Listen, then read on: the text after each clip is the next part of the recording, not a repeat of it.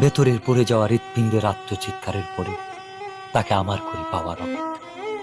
কিন্তু না, সে আর ফিরে আসেনি।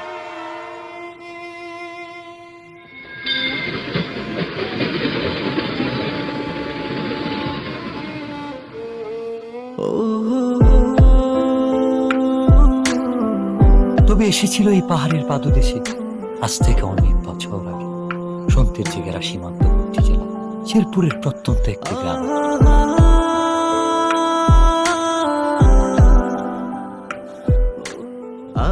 কে এই অতিথি, কে এই কিশোরী, কে এই মায়াবিনী?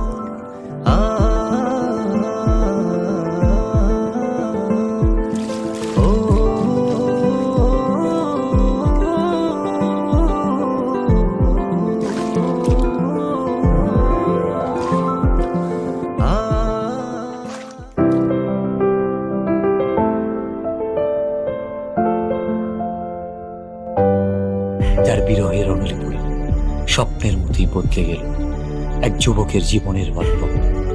হ্যাঁ, স্বপ্নের মতোই বদলে গেল।